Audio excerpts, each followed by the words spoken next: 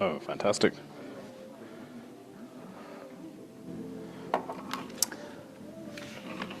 Alrighty, good evening, everybody, and welcome into the Schomburg Library, or welcome into your own home. My name is Chris. I'm your adult programs coordinator here at the library, and I just realized I was vibing out to music beforehand in the room. Turn that off. Don't mind me, don't mind me. There we go. Welcome in. My name is Chris. I'm your adult programs coordinator. And welcome to our History of Steampunk presentation. For those of you who are new to the library, just so you know, restrooms are located straight out this door. There's a ladies' right here, and then a little further down the wall is the gentleman's room. There is a water fountain in between. If you're at home, I hope you know where those are in your own home. If anyone here this evening has questions for our presenter, we're going to take all questions at the end of the presentation. You might have noticed I'm wearing a fancy little microphone on my lapel. That is because our at-home audience can't hear anything without this microphone. So if you have a question for our speaker, just make sure you throw your hand up in the air. I'll come to you, put my microphone by your mouse. Our online audience will be able to hear your questions.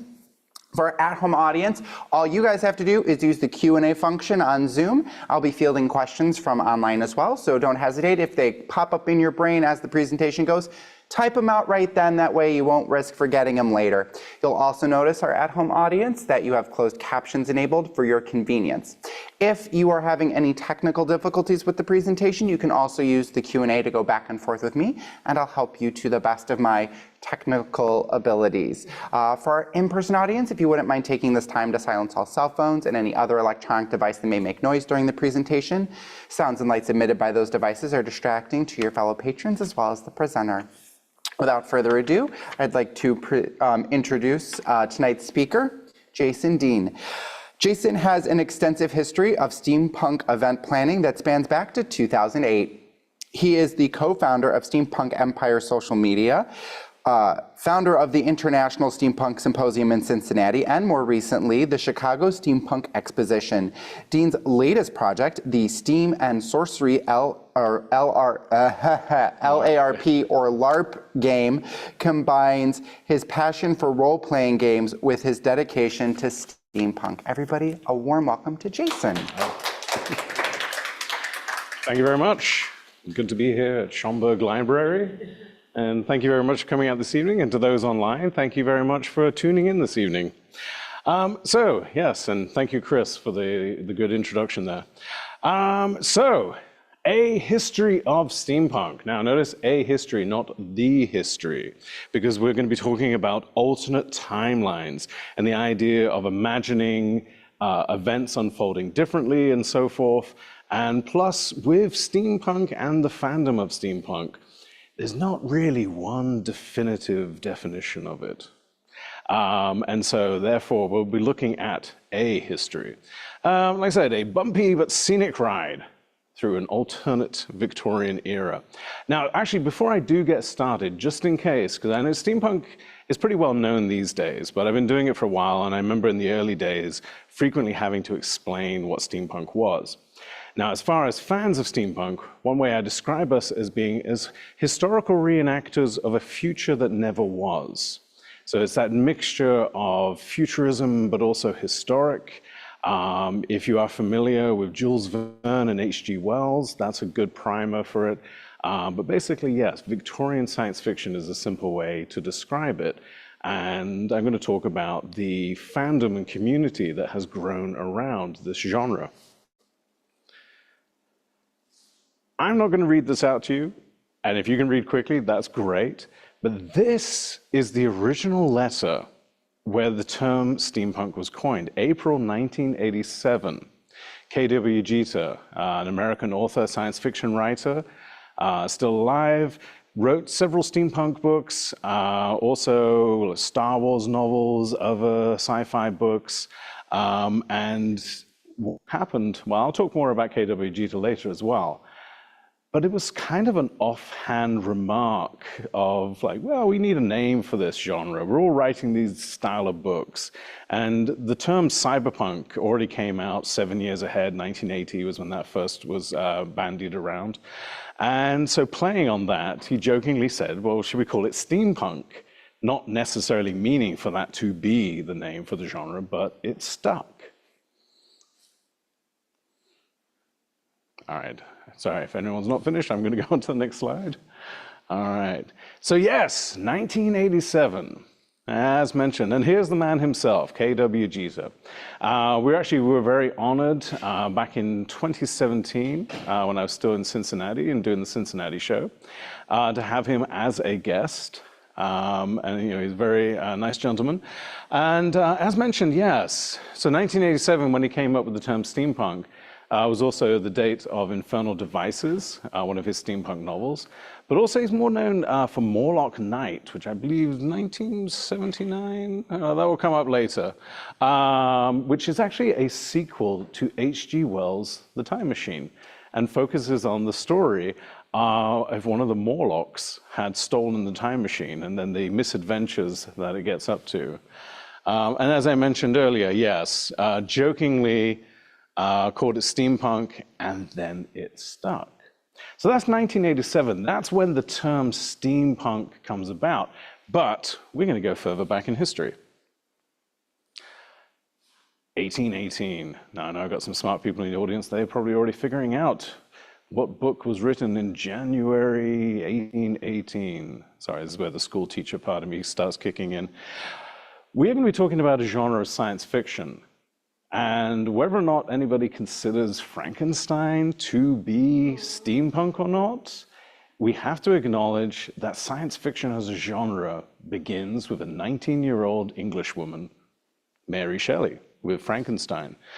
Actually, this representation of Frankenstein's monster here, taken from the film Van Helsing, I put that in there because that representation was a very steampunk-esque. It had a lot of the aesthetics, the mechanisms and so forth that are part of the genre. But yes, there we go. Acknowledgement to Mary, mother of science fiction. And actually, another woman plays a strong part in the formation of steampunk in 1822. Actually, a partnership between Charles Babbage and Ada Lovelace. And if you're not already familiar with Ada Lovelace, one of Lord Byron's children, so an interesting connection there. We've got Mary Shelley in 1818, who was hanging out with Byron, and then later, one of Byron's offspring, Ada Lovelace, becomes one of the first computer programmers, along with Charles Babbage. So why 1822? Well, as you probably already read there, this is when Babbage presented an idea for the difference engine, which could have potentially been one of the first computers. He never actually made the machine. And I think we're going to get on to more detail about this because later, well, I'm getting ahead of myself, but keep the difference engine at the back of your mind here because we're going to come back to the difference engine. But yes, Charles Babbage, we did a lot of work with Ada Lovelace, and could, like I said, have invented the computer long ahead. This is a very crucial moment, especially at June 14th, which is considered by many International Steampunk Day, because this is the day where the history timeline split. So the imagination of those who are into steampunk quite often look at this point in history as to when the steampunk era began, because the computers start being built ahead of time, and sort of that is where the imagination runs wild. What would it look like if the information age had occurred during the reign of Queen Victoria? 1864. What happened in 1864, I wonder?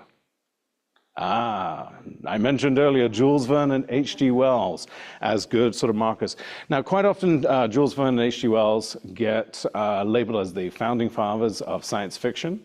But like I said, I think Mary Shelley certainly deserves a lot of credit. But Jules Verne, and let's see, yes, 1964, because Journey to the Center of the Earth, definitely 20,000 Leagues Under the Sea.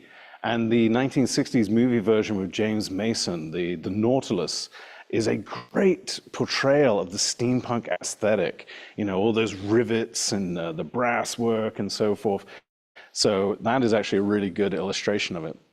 One of the things I love, a story that's connected to it, and hopefully you're familiar with Nellie Bly. Nellie Bly is one of my historical crushes, by the way. fantastic woman. A journalist, later an industrialist, social justice, and so forth. In fact, her first article, it was about treatment of people in mental health institutes. Although that's probably a very kind name to give them at that time period. She had herself checked in as an inmate with plans that a week later she was going to be, taken out by her friends, and she wrote a expose on the treatment of the mentally ill at that time. But one of her next pieces, shortly after the publication of Around the World in 80 Days, was to have a newspaper sponsor her to try and do the journey in less than 80 days. And as you see there, she did it in 72. And one of her first stops was actually to have lunch with Jules Verne in Paris before continuing on around.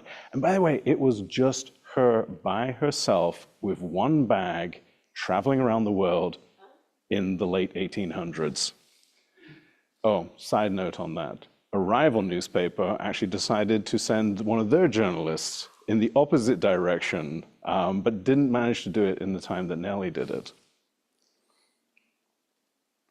1893, something a little bit closer to home. So the World's Columbian Exposition, also a source of a lot of sort of steampunk inspiration for us in the local convention with the Chicago Steampunk Exposition. We take this as an inspiration of like other exhibits that, in an alternate history. And as you can see here, the artwork, showing the exposition, but tentacled monsters and airships. And as I mentioned earlier about different iconography of steampunk, airships are another huge one. This idea that airship travel stuck around. In fact, it's kind of a very common trope that whenever in a fiction, in movies and so forth, when somebody finds themselves in an alternate universe or alternate timeline, the sky is filled with airships. And so, yeah, steampunk really, airships are very abundant. So yes, a couple of examples here. Tesla, who features very heavily in steampunk fandom, mythology, or if you will, the lore. Of course, H.H. Holmes, one of America's first serial killers associated with it. But as far as, fiction goes, more recently, a TV show called Loki, a whole episode was set during the Chicago Exposition and featured huge steampunk elements where there's technology that is sort of too futuristic for that time period. But actually, considering that it involved time travel in that episode, that kind of made sense.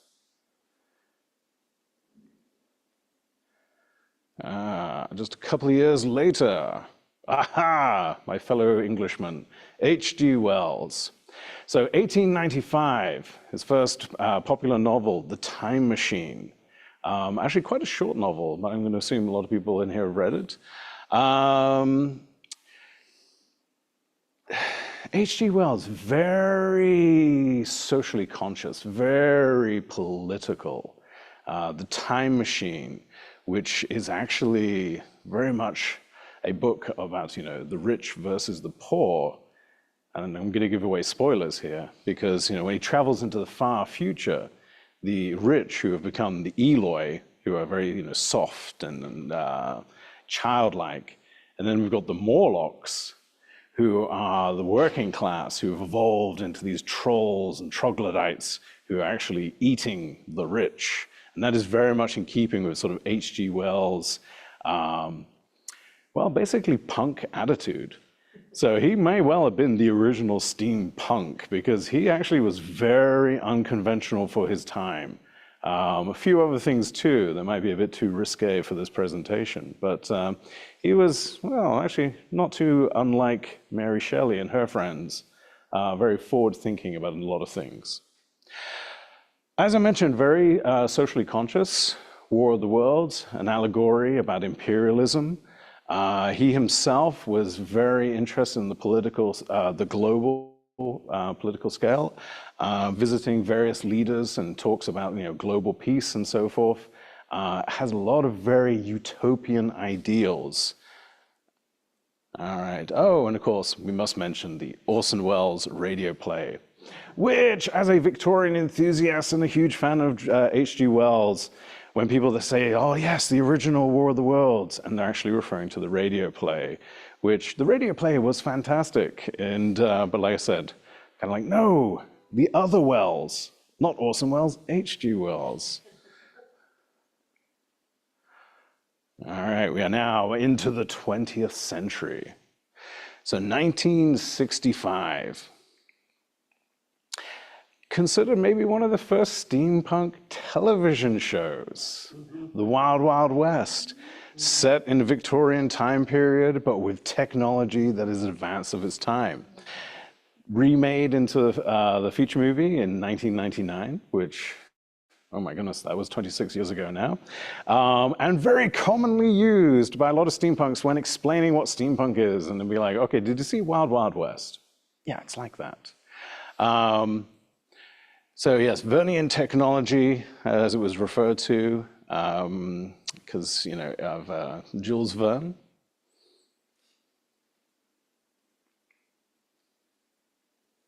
All right, we are getting through time quite quickly here.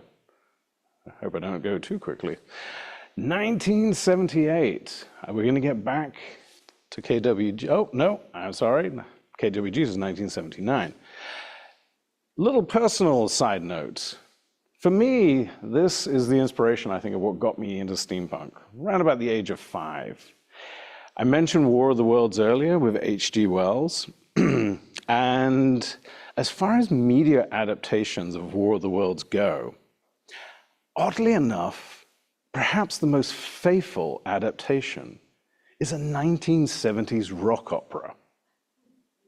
And that was kind of what I think my first taste of steampunk, that grew from there. Oh, yeah, there we go, ironically still. But it is a fantastic production.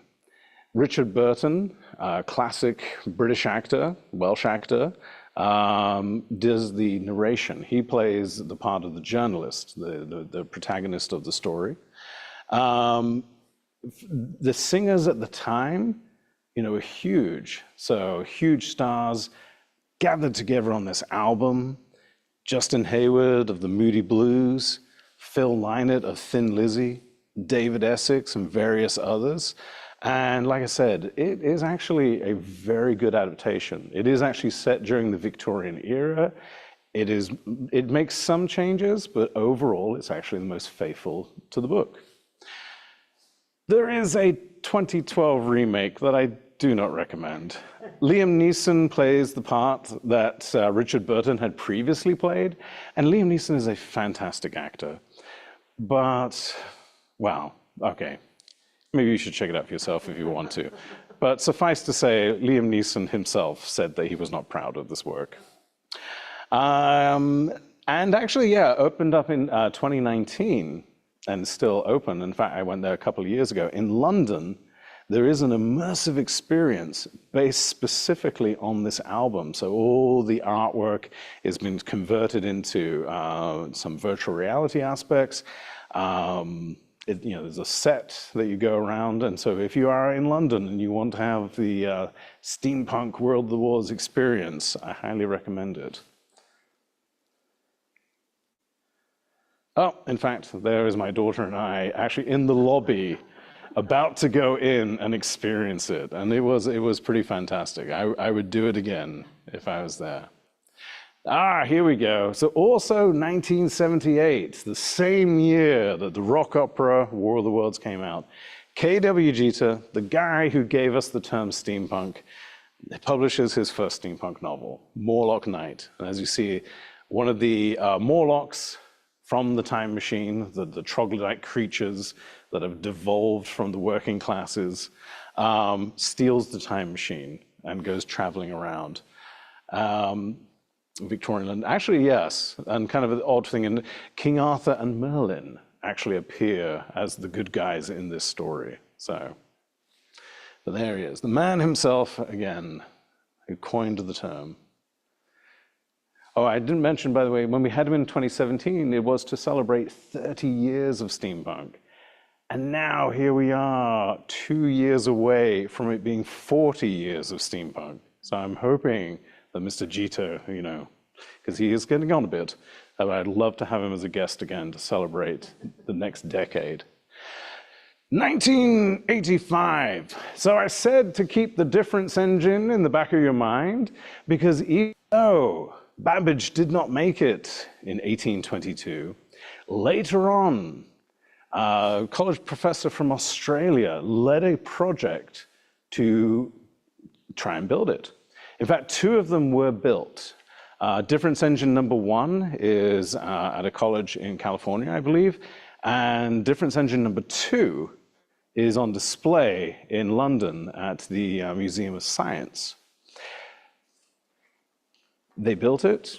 It took a while to make it work, but they did make it work, which sparked a lot of imaginations, and we'll take a look at a specific book in a moment, of, okay, this validates that the information age could have happened during the reign of Queen Victoria. So we sort of kind of see the steampunk seeds beginning. I mean, they've already germinated. This might be the period of time when it begins to bloom, because now there is this validation that, yes, this could have happened. All right. Hope everybody's had time to read the slide. As I mentioned, the one in London. So that same year that we went to the War of the Worlds exhibit, there is, difference engine number two on display at the London Science Museum. And as you can see, it's a pretty big thing. Just for calculate, basically, it's a giant calculator. But nonetheless, like I said, and you can imagine that, the next one would have been smaller and more efficient, the next one would have done more, and so forth, just in the same way like the evolution of computers that occurred during the 20th century.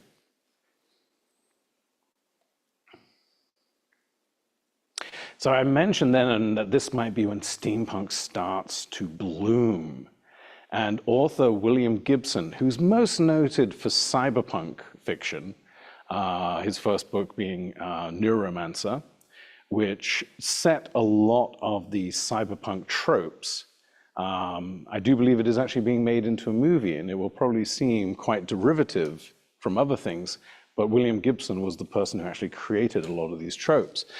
So he tried his hand at steampunk. And as you see, yes, inspired by the difference engine.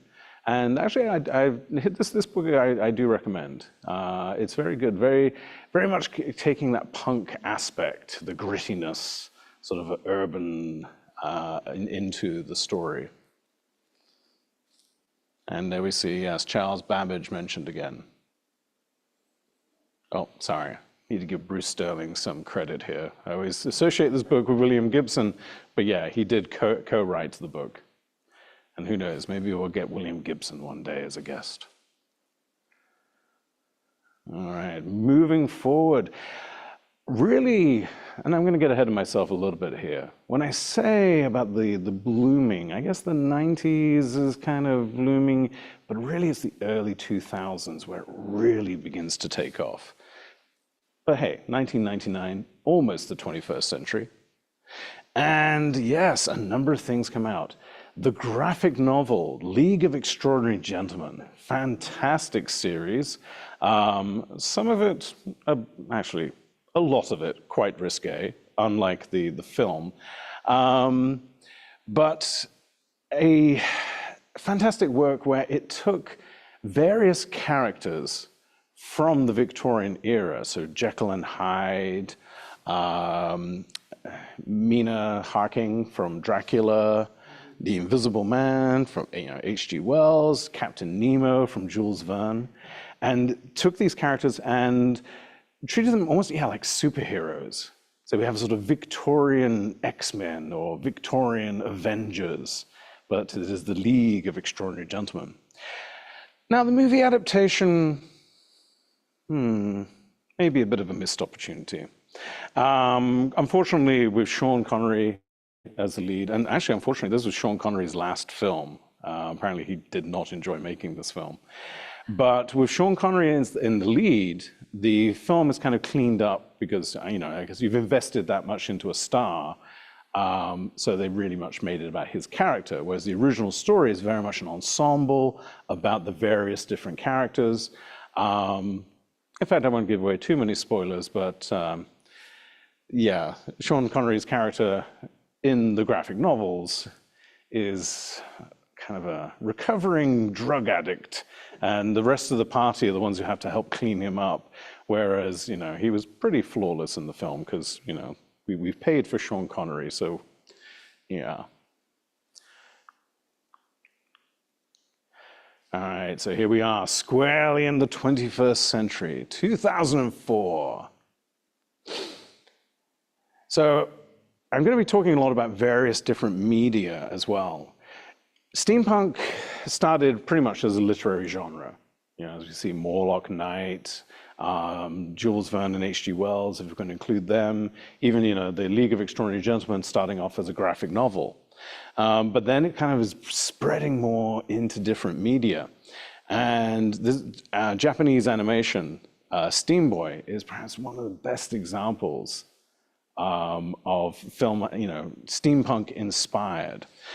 The story actually involves a number of actual historical inventors and engineers of the time. And if anybody is familiar with Akira, this was also a Japanese manga converted into anime, which was very cyberpunk, a really good example of cyberpunk. So again, we've got somebody who's really good at cyberpunk now making a steampunk, and that transference of the energy that is found in cyberpunk works really well in this film. Plus, the dubbed version, which quite often, you know, when any film is dubbed into a different language, something is lost. This movie, I would say, does not. It's a wonderful cast. As you can probably see some of the names here. Sir Patrick Stewart, if you're familiar with Alfred Molina. But yeah, a great film that I highly recommend. And like I said, also fantastical, but yet grounded enough in history that some of it actually seems very plausible. The inventions, kind of very outlandish inventions that are in the story. But because it is grounded, yeah, it's a much more believable story than some. 2008. Oh. So 2008. So we start off, yes, as a literary genre. Now we've got it growing into media. There's also various video games. It's popping up here and there. But early 2000s, sort of 2005 is when it starts forming into a movement, forming into like an arts movement, an aesthetic that is expanding just beyond books and media and becoming, for want of a better term, community, a movement. So the New York Times did an article in 2008.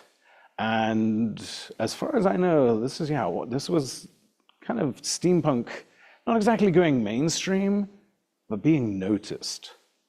And being noticed as a fashion trend, being noticed as a lifestyle, being noticed, and you know, here we have a lot of the early adopters of steampunk. And me personally, I knew of steampunk as a literature genre, but this was when I was like, because I enjoyed dressing up anyway. And what tended to happen is you got a lot of people who are into steampunk who just enjoyed wearing vintage clothing, not necessarily even having to do historical reenactment, but just really liking the aesthetic and incorporating that into their wardrobe. And it begins coming together. You realize that there's other people out there doing this and going out in public and doing this.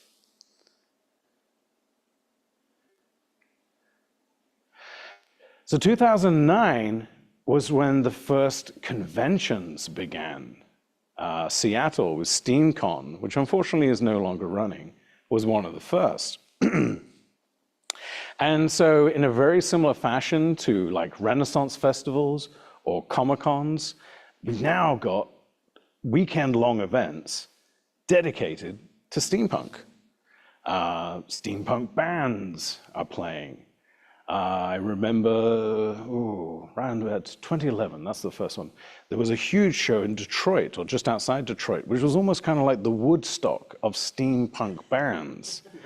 It ran for 3 years, the World Steam Expo. It was fantastic. I got to go to 2 of them. But like any band, sort of a who's who in steampunk were playing at that festival. So, like I said, various other ones. TeslaCon, which is actually in Madison, Wisconsin, so less than 2 hours from here. That one has been running for a long time and is, I think, currently one of the biggest, so that's nearby. Steampunk Symposium, that was actually the one that I ran in Cincinnati, and then I left Cincinnati, so that's why it's no longer running. Currently, I'm running the Chicago Steampunk Exposition. So for those enthusiastic about steampunk, bless you. In Chicago, we can offer you TeslaCon, we can offer you the exposition, and if anybody watching online, maybe in different cities, like there's certainly events that are going on for steampunk enthusiasts.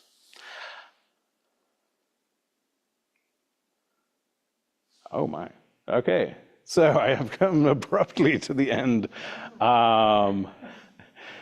So do we have questions? If anyone has, I see a question right away. One second, let me come to you. Later. We have a microphone question because the people who are watching online. Yes. So my mom and I really love the steampunk exposition. This will be a going, but she's never heard of Cthulhu before. So for other people who might be in the same boat, how do I explain Cthulhu and H.P. Lovecraft to somebody who's never heard of them before? Okay, so H.P. Lovecraft? Yeah. Yes, H.P. Lovecraft, another American author who steampunks have very much embraced. And that is the theme of our exposition this year, because we change up the theme each year. Well, H.P. Lovecraft is writing in the 1920s, but the mythos has extended beyond that. So we have Victorian stories that involve the Cthulhu mythos that H.P. Lovecraft invented, and various other authors expanded this universe. In fact, H.P. Lovecraft was very much encouraging of other writers to write fiction based in the mythos that he'd created. Now, the mythos he created is often referred to as cosmic horror.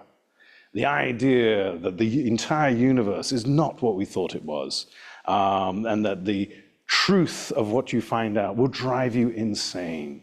In fact, pretty much all of H.P. Lovecraft's stories, the narrator, the protagonist, is starting off maybe in an asylum or in some other case, like, I'm not mad, but let me tell you this thing. And then by you get to the end of the story, it's like, I am actually mad.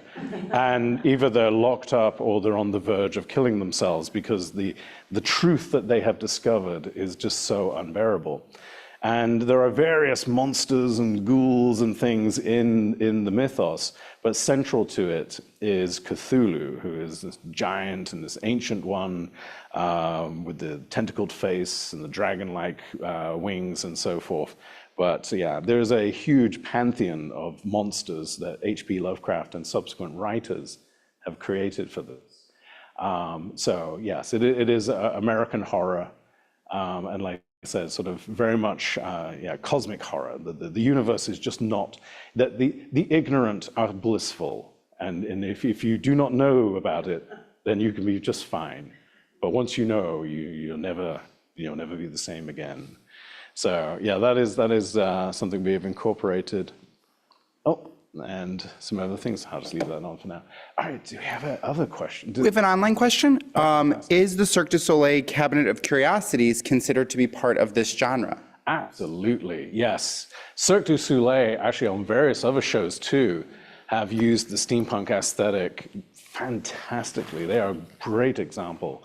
And also, I believe the stage production of Wicked also uses a lot of kind of steampunk aesthetic. Like I said, the steampunk aesthetic just pops up all over the place. Anytime, there's some gears on it, or there's some brass work and some rivets, and sort of, yes, that sort of Victorian, Art Nouveau kind of style, then yes, that is often using steampunk, even if it is not promoting itself as steampunk. Jason, could you talk a little bit about what someone could expect to find at a steampunk convention? Okay, thank you for asking that question. So actually, yeah, here are a few examples of what to expect if you were to come to our convention at the end of May, May 30th through June 1st. As I mentioned, there are bands. Oh, I might be able to use the laser pointer here. So our main band here is Charming Disaster, which is a duo out of New York. Sort of gothic, but also a little bit folky. You know, their songs are about spooky things. Another, actually a local band, Bellhead, which are a bit more sort of heavy, sort of industrial, kind of, yeah, more loud. We also, we have writers. As I mentioned, steampunk kind of came out, originated from a literary genre. So we very much like to incorporate authors and literature into our weekend. And our main guest is Scott Westerfield, who wrote a fantastic steampunk trilogy, the first book called Leviathan, which is set in an alternate World War I. But it is in a world where mainland Europe, like the Prussians and so forth, and Germans and Austrians, have gone very technology-based. And so the defense systems are these giant robot mechanical things, mechs that they ride in. Whereas Britain and a few other countries, I think France, and well, basically the British allies at that time, are called the Darwinists, essentially genetically modified things. So Leviathan is actually the name of the airship, which is a giant whale. It is a giant whale that is gaseous enough that it can fly, and there are various other organic components, and there's a crew aboard it. So sort of these very two different approaches, and like I said, it's based on World War I, so they are about to go to war with each other. Also, Scott Westerfield wrote a number of other young adult books. The Uglies is a very popular series of his, which is totally not steampunk. But like I said, his trilogy, very steampunk. We're very, very honored to have him. Leanna Renee Heiber, who we can see over here. Again, another New York Times bestseller. Her series, well, actually, I'm going to take her the way she likes to describe it. Because she used to have a hard time trying to describe her fiction, which was kind of more Victorian Gothic in nature. But then when the TV show Penny Dreadfuls came out, she was kind of like, okay, yeah, like that. So she was able to defer to that. And also, yeah, a great author, great person. Various other independently published authors from the genre. Also, there are talks on various aspects of steampunk. There are workshops. There's a masquerade on Saturday night, very heavily inspired by the masquerade in the film Labyrinth. And just so many other things. Wonderful thing about a steampunk event versus other fandom events. Steampunks are very creative and very eager to show off the things they made or to show off the outfits they put together. And when you have several hundred creative people in one space, the atmosphere is just fantastic, the explosion of ideas and so forth, and a very mostly civil approach to each other. Because I remember years ago when I was interviewed by a Cincinnati newspaper about steampunk, one of the things I taught a lot about is how the punk aspect of steampunks is actually rebellion through civility.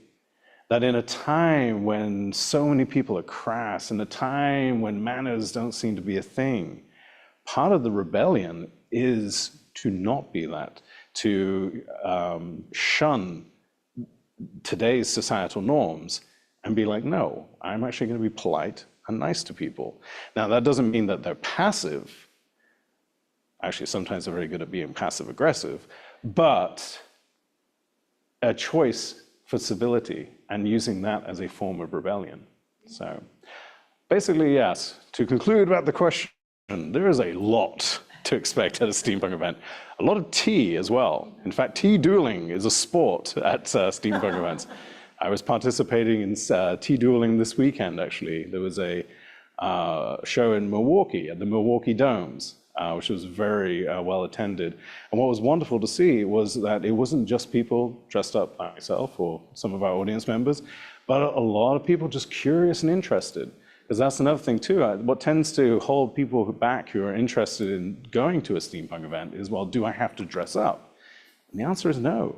No, just being there and having your appreciation along with everybody else, that's fantastic. Jason, what is tea dueling? Okay, tea dueling. Well, actually, I'm going to give the history before I describe what it is. So there was a steampunk exhibit in Oxford in Britain. And one of the things that the exhibitors did is actually had signs throughout the exhibit, just spaced out, and saying certain things that were prohibited.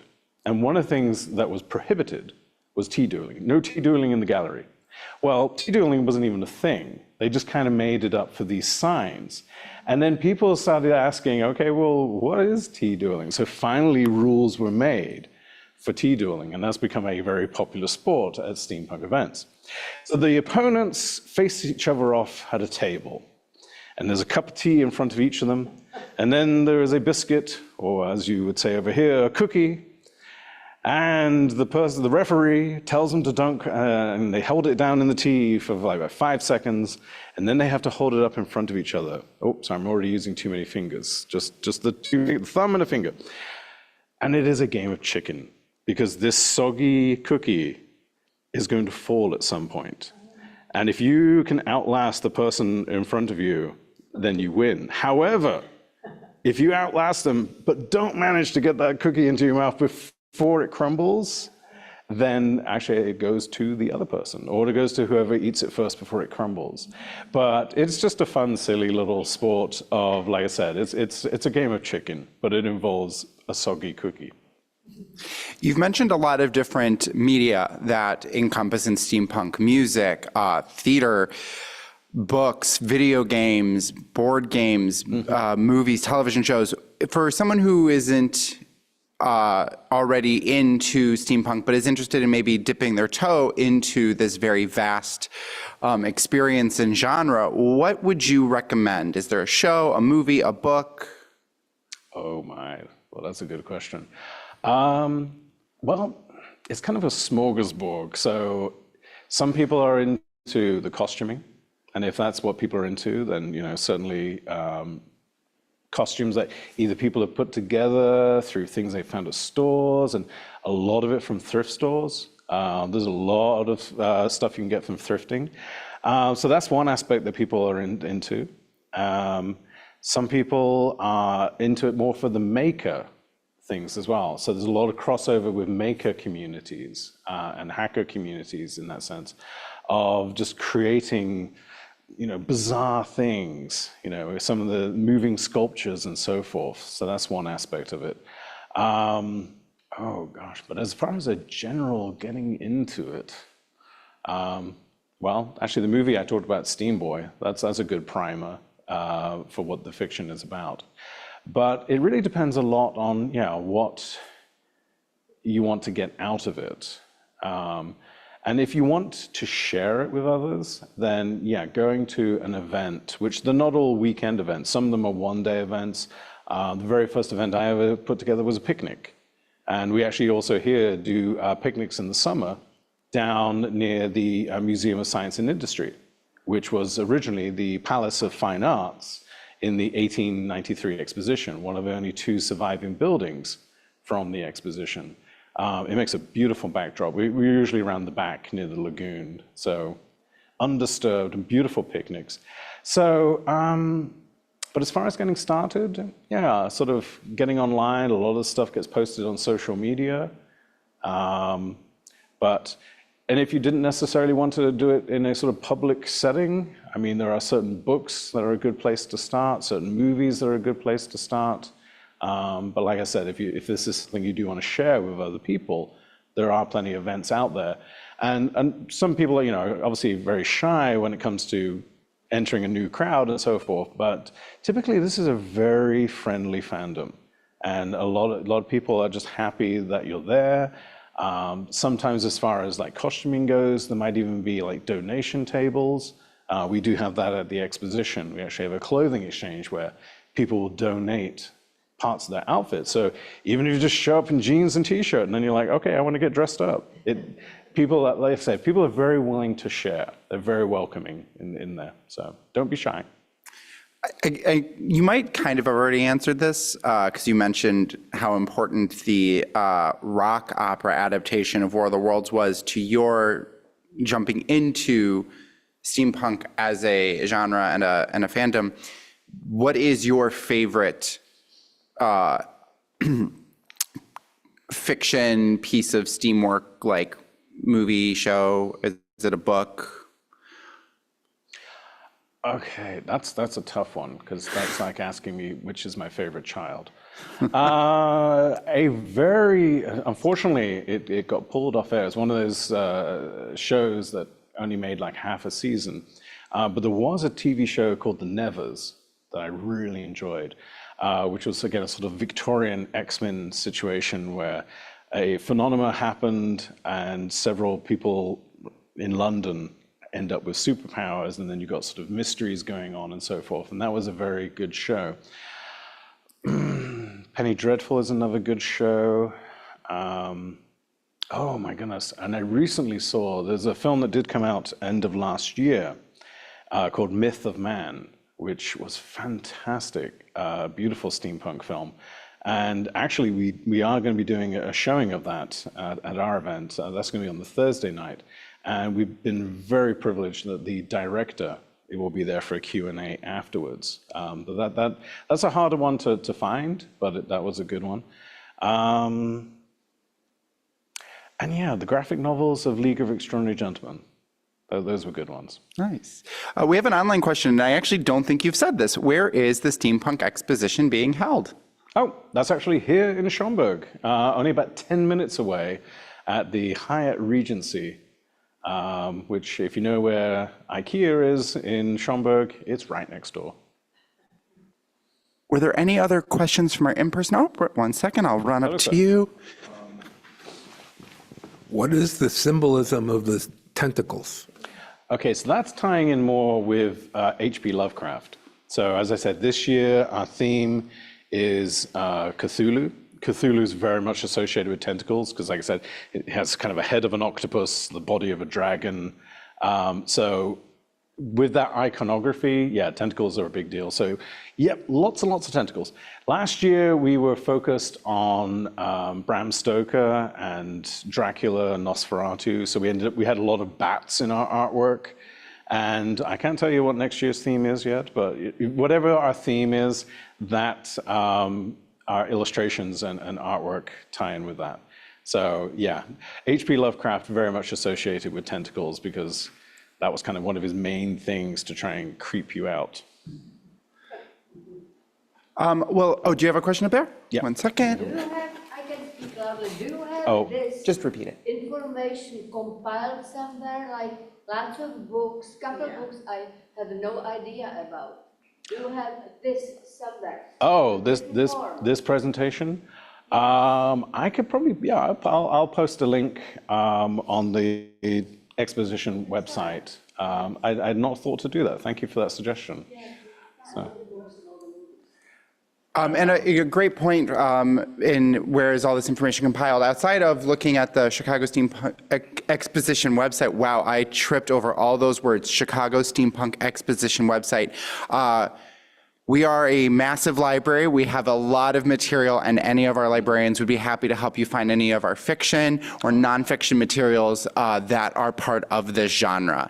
So you're more than welcome to go to one of our service desks and ask a librarian for assistance in helping find more. Yeah, I mean, librarians are fantastic in any setting.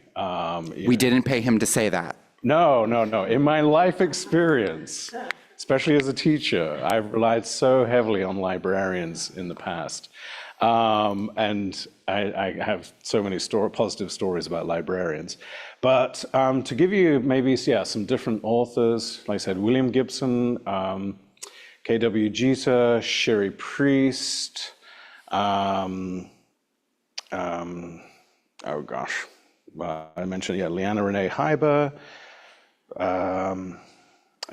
who's the one that's on the tip? That's exactly who I was thinking about. Gail Carragher, who we actually had as a guest a few years back, and I apologize to Gail there. She writes the Parasol Protectorate, which is sort of a, yeah, I don't know how to describe that, but it's a strong woman-focused series of books. Some other authors, I mean, there are a lot of them out there. And like I said, Scott Westerfeld, his trilogy is worth checking out for sure. And oh, Alan Moore. Yeah, let's not discount graphic novels. I mentioned earlier, yeah, The League of Extraordinary.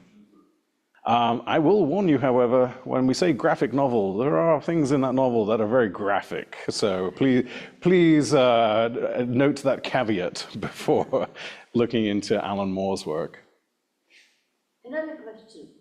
You had on Milwaukee, there were several more pages, like I think about 15 of them. Oh, with the of history, those. yes. That was a presentation. Yeah. They are, do you have them somewhere? Did you think about it like a book?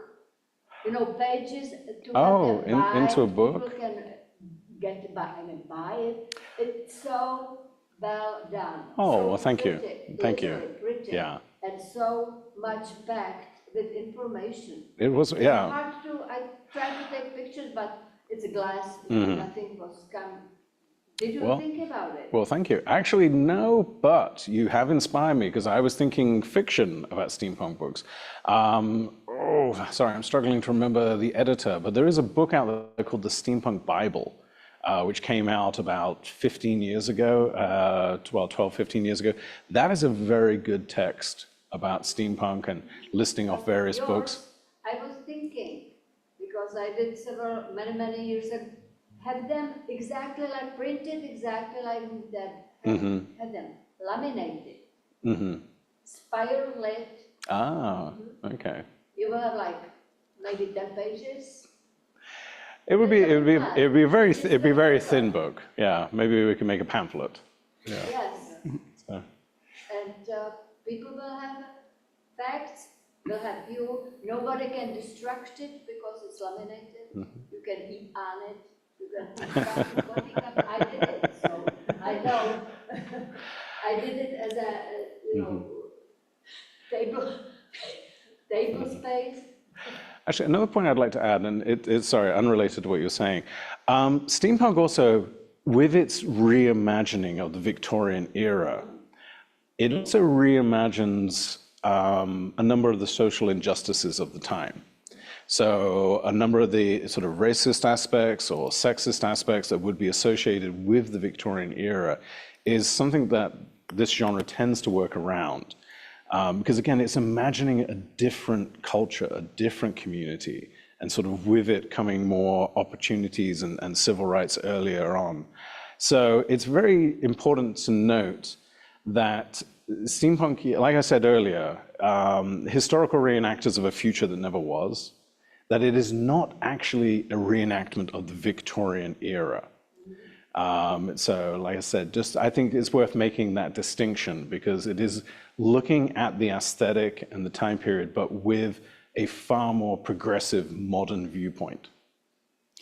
As we're getting a little closer on time, sorry. Why was the Victorian era then? Well, it's not just the Victorian era, because overall, what tends to describe this style is retrofuturism. And so you also have retrofuturism from different time periods. So the time period immediately following, so sort of 1920s, 1930s Art Deco, this gets referred to as diesel punk. So, for example, a movie, Sky Captain and the World of Tomorrow, which has that sort of World War II aesthetics, but technology that's ahead of its time and so forth. Or The Rocketeer, which is also a classic from the actual time period, but that's sort of futuristic and so forth. So there's a retrofuturism out there for pretty much anybody. But I guess maybe, the strong association with like Jules Verne, H.G. Wells, the fact that it was such a explosive period of history for invention, discovery, exploration, and so forth. And so, yeah, a lot of the romanticism of that time period.